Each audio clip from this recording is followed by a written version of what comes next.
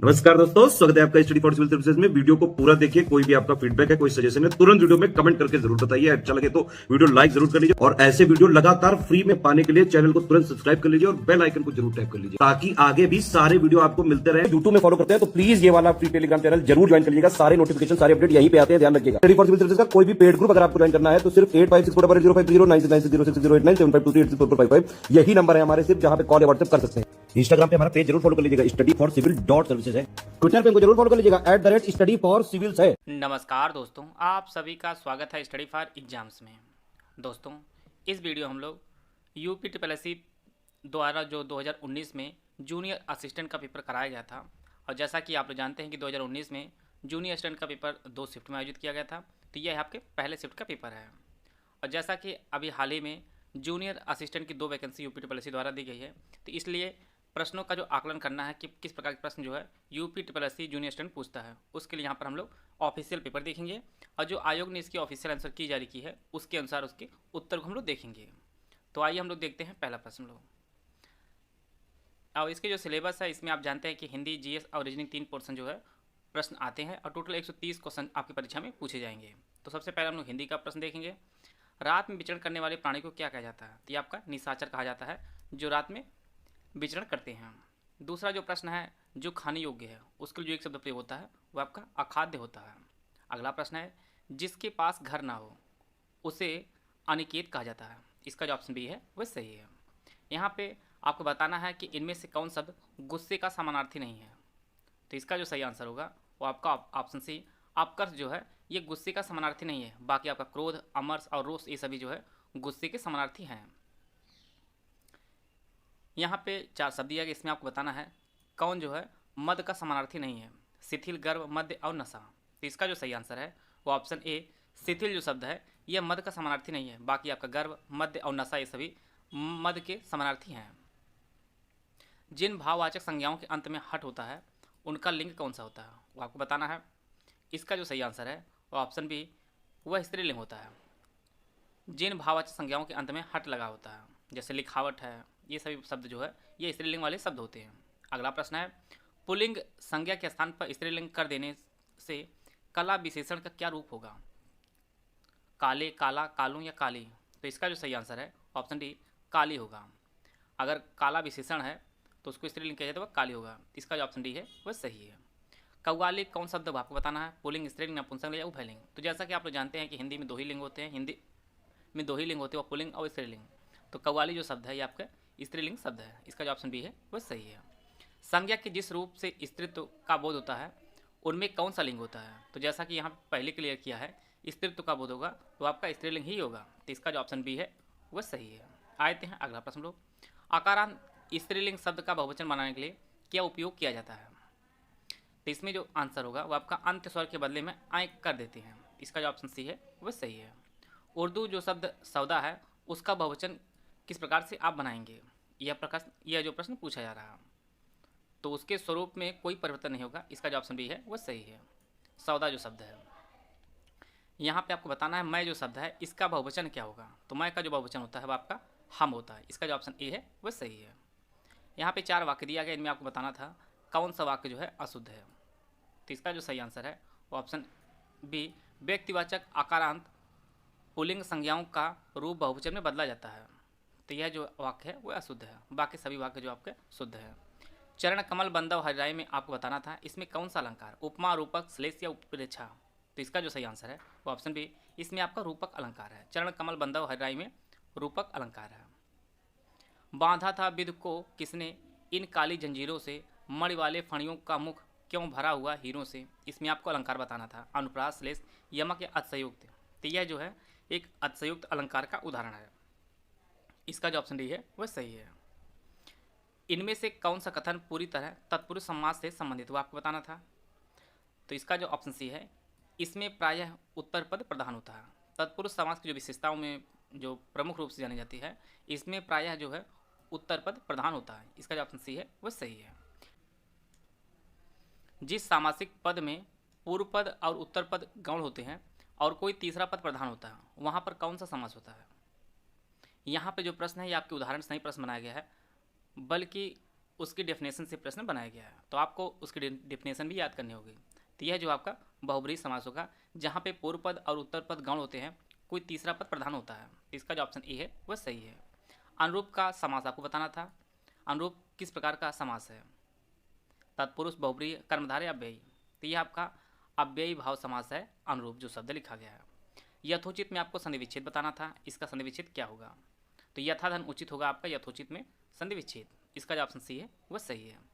विद्यार्थी का संधि विच्छेद आप करना था, जो सबसे बेसिक प्रश्न आपकी परीक्षा में पूछा जा सकता है। तो सबसे बेसिक प्रश्न आप लोग कई बार देखे होंगे, विद्यार्थी में कौन संधि है, तो आप लोग जानते हैं कि यह आपके स्वर संधि है और विद्याधनार्थी इसका संधि विच्छेद होगा। इसका जो ऑप्शन बी है वह सही है।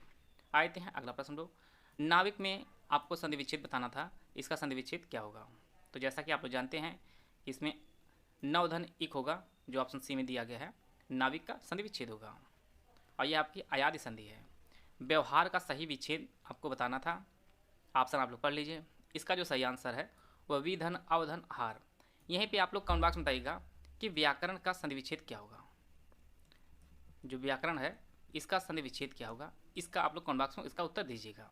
सावधान का संधि विच्छेद आपको बताना था। तो सावधान का जो संधि विच्छेद होगा साधन अवधान होगा। इसका जो ऑप्शन डी है वह सही है। महर्षि में आपका गुणक संधि है और इसका जो सही आंसर है महाधन ऋषि होगा। बेसिक जो संधि विच्छेद की जो प्रश्न है वो पूछा गया आपकी परीक्षा में। इसका जो ऑप्शन सी है वह सही है। निश्चल का सही संधि विच्छेद आपको बताना था और जैसा कि आप जानते हैं इसमें विसर्ग संधि है और इसका जो ऑप्शन ए है निधन चल जो है यह इसका सही संधि विच्छेद होगा। सधर्म का सही संधि विच्छेद आपको बताना था, तो इसका सत धन धर्म होगा। इसका जो ऑप्शन डी है वह सही है। यहाँ पे आपको शुद्ध वाक्य की पहचान करनी थी। 4 वाक्य दिया गया है। राह चलते दोनों में तकरार हो गई, यह एक शुद्ध वाक्य है। यहाँ पर फिर एक 4 वाक्य दिया गया है, इनमें आपको पहचानना कौन सा वाक्य शुद्ध है। तो गंदा पानी उबाल कर पिए, यह आपका शुद्ध वाक्य है। वाक्य शुद्धि से कई प्रश्न बनाए गए हैं, इनमें भी आपको एक शुद्ध वाक्य का चयन करना था। तो इसका जो सही आंसर है ऑप्शन ए, सीधी लकीर खींचना बहुत कठिन है, यह एक शुद्ध वाक्य दिया गया है। अगले में भी आपको शुद्ध वाक्य का चयन करना है। तो यहाँ पर भूस्खलन से सैकड़ों घर तबाह हो गए, यह एक शुद्ध वाक्य है। इसी प्रकार से 31 नंबर वाले प्रश्न में भी आपको चयन करना है कौन सा वाक्य जो है शुद्ध है। तो पेड़ लगाओ जीवन बचाओ, यह एक शुद्ध वाक्य है। इसका जो ऑप्शन डी है वह सही है। इसी प्रकार से 32 वाले का जो सही आंसर है वो ऑप्शन ए, मनुष्य के शरीर में स्थित आलस से उसका सबसे बड़ा दुश्मन है, यह एक शुद्ध वाक्य है। यहाँ पर जैसे वो जा रहे हैं तो यहाँ पर वे जा रहे हैं, इस प्रकार का जो वाक्य होगा यही सब त्रुटियाँ हैं अन्य वाक्यों में। यहाँ पे सही मुहावरे का अर्थ बताना था, आंसू पीकर रह जाना। इसका जो सही आंसर होगा चुपचाप दुख सह लेना। इसका जो ऑप्शन डी है वह सही है। आंधी आवे बैठ गंवावे जो लोकोक्ति है, इसका अर्थ आपको बताना था। तो इसका जो सही आंसर है वो ऑप्शन बी, विपरीत परिस्थितियों में उपयुक्त समय आने का इंतजार करना, जो ऑप्शन बी दिया गया है। किताब का कीड़ा होना, तो इसका जो सही आंसर है बहुत अधिक पढ़ने वाला। आप लोगों को नौकरी लेनी है, आप लोगों को अपना चयन जो है सुनिश्चित करना है, तो आपको भी किताब का कीड़ा होना पड़ेगा। अत्यधिक आप लोग पढ़ाई करिए और आप लोग आयोग की विभिन्न परीक्षाओं में जो है वह चयनित हो जाइए। आते हैं अगला प्रश्न लोग, कच्चा चिट्ठा खोलना। तो इसका जो अर्थ होता है सारा भेद खोल देना, जो ऑप्शन ए में दिया गया है। अगला प्रश्न है, त्रिशंक होने का उपयुक्त अर्थ क्या होता है? त्रिशंक होने का जो अर्थ होता है किसी और का ना रहना, जो ऑप्शन बी में दिया गया है। भाई गति सांस छपुंदर केरी जो लोकोक्ति है, इसका सही अर्थ क्या होगा?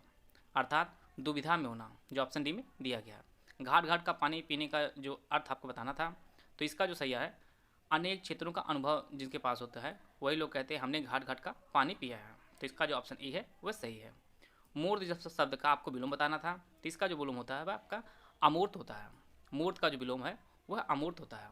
सम का विलोम बताना था, सम का जो विलोम होता है आपका विषम होता है, जो ऑप्शन सी में दिया गया है। काफ़ी बेसिक प्रश्न पूछे गए हिंदी के। लोक का विलोम आपको बताना था, तो लोक का विलोम आपका परलोक होता है, जो ऑप्शन डी में दिया गया। सम्मुख का विलोम अभिमुख होता है, इसका जो ऑप्शन ए है वह सही है। वक्ता का विलोम आपको बताना था, वक्ता कहने वाला होता है और श्रोता आपका सुनने वाला होता है, इसका जो ऑप्शन सी है वह सही है। आवृत्त का विलोम अनावृत होता है, जो ऑप्शन डी में दिया गया है। इसी प्रकार से आपको बताना था नम का कौन पर्यायवाची नहीं है, बाकी सभी जो है नम के पर्यायवाची होंगे।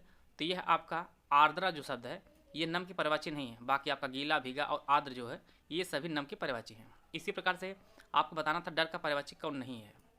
शीत, भीत, भय और त्रास। तो इसका जो सही आंसर है वो ऑप्शन ए शीत जो शब्द है ये डर का पर्यायवाची नहीं है, बाकी भीत, भय और त्रास ये सभी डर के पर्यायवाची हैं। अगला जो प्रश्न है इसमें आपको बताना था कौन कुशल का पर्यायवाची नहीं है। दक्ष, अक्ष, निपुण और प्रवीण। तो अक्ष जो शब्द है ये कुशल का पर्यायवाची नहीं, बाकी आपका दक्ष, निपुण और प्रवीण ये सभी कुशल के पर्यायवाची हैं। इसी प्रकार से पक्षी का पर्यायवाची कौन नहीं वो आपको पहचाना था। द्विज, खग, पंथी और विहग। तो इसका जो सही आंसर है वो ऑप्शन सी पंथी जो शब्द यह पक्षी का पर्यायवाची नहीं, बाकी आपका द्विज, खग और विहग ये सभी पंछी के पर्यायवाची हैं। इसमें आपको बताना पुत्री का पर्यायवाची कौन नहीं। दुहिता, दौहित्र, तनिया और सुता। तो इसका जो सही आंसर है ऑप्शन बी दौहित्र जो है यह पुत्री का पर्यायवाची नहीं है, बाकी आपका दुहिता, तनिया और सुता ये सभी पुत्री के पर्यायवाची हैं। अगला जो प्रश्न है इसमें आपको बताना था कौन निंदा का पर्यायवाची है। कुत्सा, बरखुदार, अपस्मार और स्तुति। तो इसका जो पर्यायवाची है वह ऑप्शन ए कुत्सा जो शब्द है यह निंदा का पर्यायवाची है। इसका जो ऑप्शन ए है वह सही है। अगले प्रश्न में आपको बताना था कि दुष्ट का कौन पर्यायवाची नहीं है। आपको बार बार ये ध्यान देना है किसमें नहीं पूछा जा रहा है, किसमें है ये पूछा जा रहा है। तो यहाँ पर खलक जो शब्द है ये दुष्ट का पर्यायवाची नहीं है, बाकी आपका खल, दुर्जन और अधम ये सभी दुष्ट के पर्यायवाची होते हैं। यहाँ पे आपको तत्सम बताना था कौन सा तत्सम नहीं है। प्रतीत, प्रतीत, प्रतिमान और प्रतिबिंब। तो इसका जो सही आंसर है ऑप्शन ए प्रतीत जो शब्द है ये तत्सम नहीं है, बाकी आपका प्रतीत, प्रतिमान और प्रतिबिंब ये सभी आपके तत्सम शब्द हैं। इसी प्रकार से अगले प्रश्न में भी आपको तद्भव बताना था। तो इसमें आपका उजास जो शब्द है यह एक तद्भव शब्द है। 55 वाले प्रश्न में भी आपको बताना था कौन तत्सम नहीं है। आपको बार बार ध्यान देना होगा किसमें पूछा जा रहा है, किसमें नहीं पूछा जा रहा है, वह आपको ध्यान देना होगा। किसन, कट, कर्क और कृषका है। तो इसका जो सही आंसर है वो ऑप्शन ए किसन जो शब्द है ये तत्सम नहीं है, आपका तद्भव है, बाकी आपका कट, कर्क और कृषका ये सभी आपके तत्सम शब्द है। 56 वाले प्रश्न में आपको बताना था कौन तद्भव नहीं है, अर्थात वह तत्सम है। तो यहाँ पर अधर जो शब्द दिया है ये एक तत्सम शब्द है, बाकी दांत, आँख और कान ये सभी आपके तद्भव शब्द है। तत्सम शब्द इसमें भी पहचानना था कौन सा तत्सम नहीं है। धृष्ट, पृष्ठ, पानी और पंख। तो इसमें आपका पानी जो शब्द है ये आपका तद्भव शब्द है, बाकी आपका धृष्ट, पृष्ठ और पंख ये सभी आपके तत्सम शब्द है। फिर आपको पहचानना था अगले प्रश्न में भी कौन तत्सम नहीं है। गायक, नायक, शावक और उपखान। तो इसमें उपखान जो शब्द है यह एक तद्भव शब्द है, बाकी गायक, नायक और शावक ये सभी आपके तत्सम शब्द हैं। इसमें भी आपको तद्भव कौन नहीं हुआ आपको पहचानना था। उपज, तद्भव, उपला और उबाल। तो जो तद्भव शब्द है यह एक तत्सम शब्द है, बाकी आपका उपज, उपला और उबाल ये सभी आपके तद्भव शब्द हैं। इसका जो ऑप्शन बी है वह सही है। उर्वर, कोंकण, उलझन और कोण में आपको बताना था कौन तत्सम नहीं है। तो उलझन जो शब्द है यह एक तद्भव शब्द है, इसका जो ऑप्शन बी है वह सही है, बाकी आपका उर्वर, कोंकण और कोण सभी आपके तत्सम शब्द है। अगला जो सेक्शन आपका रीजनिंग का है, रीजनिंग बाद में आपको अलग से सॉल्व करा दी जाएगी। आइए हम लोग जीएस का प्रश्न देखते हैं और उस टाइम करंट अफेयर किस प्रकार से पूछा गया था उसी के अनुसार हम लोग आगे जो टेस्ट बनाए जाएंगे उसी पैटर्न पे बनाए जाएंगे। आप लोग कमेंट बॉक्स में बताइएगा कि लगभग कितने टेस्ट कराए जाएँ आप लोगों को, जिससे आपके अधिकतम अंक आपकी परीक्षा में आपको मिल सकें। इसका आप लोग कमेंट बॉक्स में उसका रिप्लाई दीजिएगा। आइए हम लोग देखते हैं जो जीएस के प्रश्न और करंट अफेयर के प्रश्न पूछे गए थे उनको हम लोग देख लेते हैं। तो यहाँ पर पहला जो प्रश्न है, राज्य में व्यवसाय स्थापित करने के उद्देश्य से उद्योग बंधु उत्तर प्रदेश सरकार का ISO 9001/2008 प्रमाणित स्तरीय निकाय है। ये सभी औद्योगिक अनुमोदनों को समाहित करता है। तो यह टोटल 3 स्तरीय निकाय है, यह सभी औद्योगिक अनुमोदनों को समाहित करता है। इसका जो ऑप्शन सी है वह सही है। भारत में सॉफ्टवेयर निर्यात की दृष्टि से उत्तर प्रदेश का चौथा स्थान है। इसका जो ऑप्शन डी है वह सही है। 2018 में राज्य का दौरा करने वाले घरेलू पर्यटकों के मामले में उत्तर प्रदेश का कौन सा स्थान है। तो उत्तर प्रदेश का दूसरा स्थान है 2018 में राज्य का दौरा करने वाले घरेलू पर्यटकों के मामले में उत्तर प्रदेश का। तो जैसा कि आप लोग जानते हैं मैं वर्तमान में UP special current affair series शुरू किया हूँ, इसमें इस प्रकार के सभी प्रश्न जो है उसमें समाहित रहेंगे। आप लोग वह वीडियो जरूर देखिए और उस वीडियो की जो लिंक है मैंने इसी वीडियो कमेंट बॉक्स में जो है वह पिन कर दिया है। आप लोग वह वीडियो जरूर देखिए और अपने मित्रों को शेयर भी कीजिए। अगला जो प्रश्न है, उत्तर प्रदेश राज्य में कौन सा शहर पीतल के बर्तन और हस्तशिल्प के लिए प्रसिद्ध है। तो यह आपका मुरादाबाद जो पीतल बर्तन के लिए प्रसिद्ध है और हस्तशिल्प के लिए जो है प्रसिद्ध है। बी ऑप्शन सही है। BHU की स्थापना वर्ष 1916 में हुई थी। इसका जो ऑप्शन सी है वह सही है। 2011 की जनगणना के अनुसार उत्तर प्रदेश का सर्वाधिक साक्षर वाला जनपद कौन सा था? गाजियाबाद, कानपुर नगर, लखनऊ या जौनपुर? तो इसका जो सही आंसर है वो ऑप्शन बी कानपुर नगर उत्तर प्रदेश सर्वाधिक साक्षर वाला जनपद था, वह 2011 में। इस ऑप्शन के अनुसार इसका जो ऑप्शन बी है वो सही है। उत्तर प्रदेश के किस जिले में वर्ष 2018 के लिए प्रति व्यक्ति सकल घरेलू उत्पाद जो जीडीपी है सबसे अधिक था? मेरठ, लखनऊ, गौतम बुद्ध नगर या इलाहाबाद? तो इसका जो सही आंसर है वो ऑप्शन सी गौतम बुद्ध नगर के जो प्रति व्यक्ति आय है वो आपका सबसे अधिक है। इसका ऑप्शन सी है वो सही है। उत्तर प्रदेश का राजकीय जो पुष्प है वो आपका पलाश है। इसका ऑप्शन डी है वो सही है। वर्ष 2019 में उत्तर प्रदेश में प्रधानमंत्री किसान सम्मान निधि योजना को कहाँ से शुरू किया गया था? अभी मैंने कल ही वीडियो बनाई थी इसके ऊपर, जो गोरखपुर से शुरू किया गया था। इसका जो ऑप्शन बी है वो सही है। उस वीडियो में बताया भी गया है कि सबसे अधिक जो प्रधानमंत्री किसान सम्मान निधि में क्रियान्वयन में जो प्रथम स्थान आपका वह उत्तर प्रदेश का है और यह आपके गोरखपुर जिले से शुरू की गई थी। आते हैं अगला प्रश्न लोग, दुम्पुक्त उत्तर प्रदेश में क्या है? तो यह एक व्यंजन पकाने की विधि है। इसका जो ऑप्शन ए है वह सही है। भोजन के समय खाद्य पदार्थों को सजाने की औपचारिक परंपरा क्या कहलाती है? तो यह आपके दस्तरखाज है, जो ऑप्शन सी में दिया गया है। सिनेमैटिक सिटी किस शहर कहा जाता है? तो यह आपके खुर्जा कहा जाता है। इसका जो ऑप्शन डी है वह सही है। उत्तर प्रदेश का कौन सा छोटा शहर है जो अपनी लाल मिट्टी के लिए सजावटी बर्तनों के लिए जाना जाता है? तो लाल मिट्टी आपका चुनार पाया जाता है, जो ऑप्शन सी में दिया गया है। नृत्य और संगीत की एक शैली से संबंधित लखनऊ घराना का दूसरा क्या नाम है? तो लखनऊ घराना जो दूसरा नाम है वह पूरब घराना है, जो ऑप्शन डी में दिया गया है। 2017-18 में कॉफ़ी उत्पादन में भारत के कौन सा रैंक है? तो वह 7वें स्थान पर रहा है।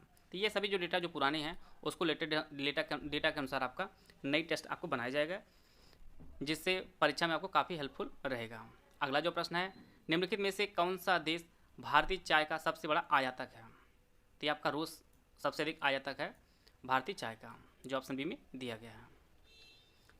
किस वर्ष से कोलकाता के पास हुगली नदी पर रिसड़ा में पहली जूट मिल स्थापित की गई थी? तो रिसड़ा में जो पहली जूट मिल स्थापित की गई थी वो आपका 1855 में, जो ऑप्शन बी में दिया गया है। एशिया का सबसे बड़ा मसाला बाजार निम्नलिखित में से किसे माना जाता है? तो ये आपके खारी बावली जो नई दिल्ली में स्थित है, इसे एशिया का सबसे बड़ा मसाला बाजार के नाम से जाना जाता है।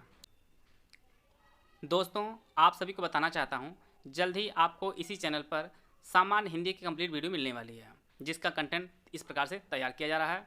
काफ़ी इफेक्टिव इसका कंटेंट तैयार किया जा रहा है, जिसमें आपको वर्णमाला, हिंदी साहित्य, पत्र लेखन, लेखक और लेखनी सहित कंप्लीट हिंदी का वीडियो आपको मिलने वाला है, जिसमें एक तरफ सीरीज आपको ऑब्जेक्टिव मिलेगी, दूसरी तरफ सीरीज आपको डिस्क्रिप्टिव सीरीज इस प्रकार से मिलेगी, जिससे आपके आगामी एग्जाम UPSSC वीडियो री एग्जाम, UPSSC जूनियर असिस्टेंट, ये सभी जितने भी एग्जाम्स होने वाले हैं उनमें आपको काफ़ी हेल्पफुल यह सीरीज रहेगी।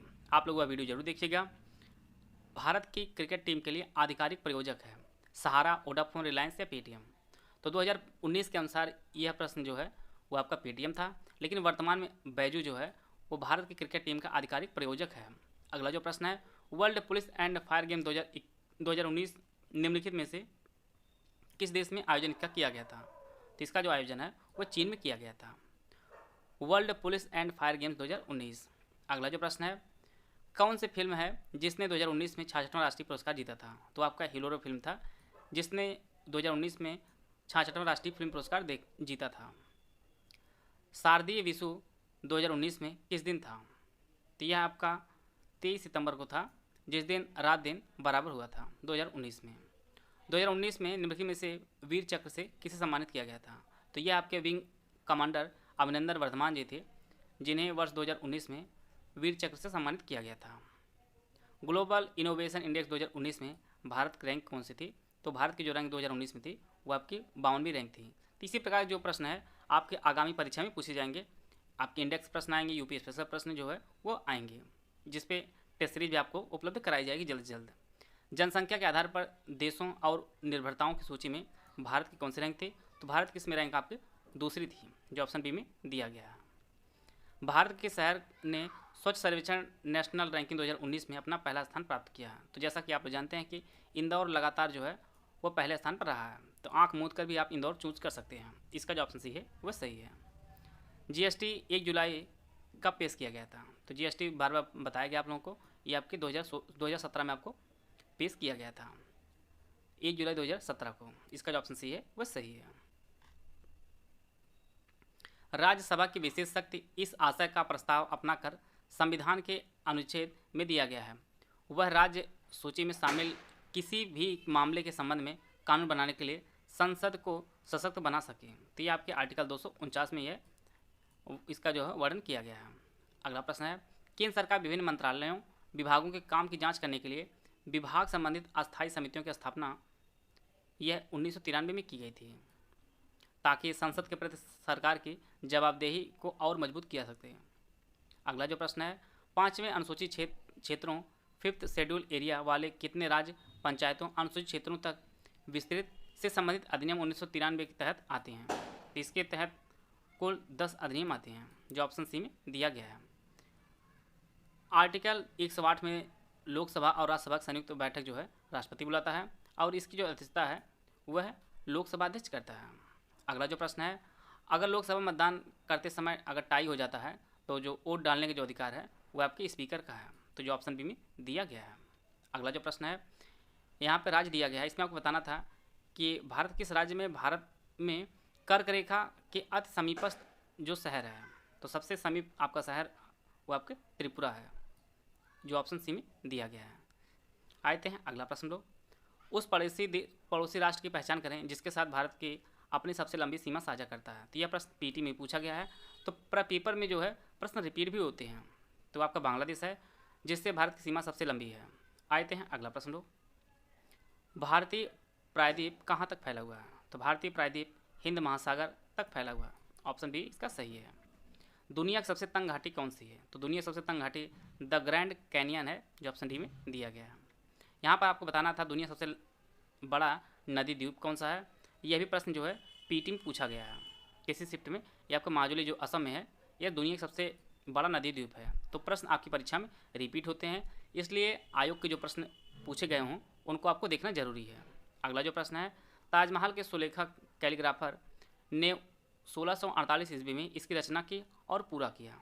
तो वह आपके अमानत खान सिराजी हैं इसके ताजमहल के सुलेखक। इसका ऑप्शन सी है वह सही है। और भगत सिंह, सुखदेव और राजगुरु को फांसी जो दी गई थी वह 1931 को दी गई थी। इसका जो ऑप्शन बी है वह सही है। 9 में ब्रिटिश सरकार ने भारत में सरकार की संरचना में कुछ सुधारों की घोषणा की है जिन्हें मार्लियामेंटो सुधार के नाम से जाना जाता है। तो इसका जो ऑप्शन बी है वह सही है। इसकी जो पीडीएफ मैं अपने Telegram group study for exams में शेयर कर दूंगा, आप लोग वहाँ से लेकर इसको रिवीजन कर लीजिएगा। वीडियो अगर आपको अच्छा लगा तो लाइक कर सकते हैं, चैनल सब्सक्राइब कर लीजिए। वीडियो को पूरा देखें, धन्यवाद। जय हिंद, जय भारत।